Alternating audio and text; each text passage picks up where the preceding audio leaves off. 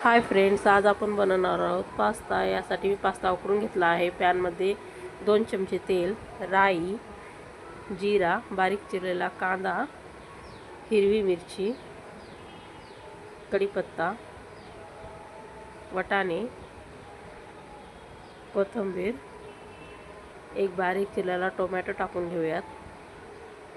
यामध्ये थोडीशी हळद टाकणार आहोत। याला मिक्स करून घेऊयात।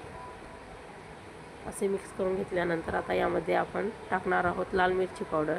यासाठी मी इथे 1 चमचा लाल तिखट घेतला आहे। मिक्स करून घेऊयात। आता यामध्ये आपण टाकणार आहोत चवीनुसार मीठ।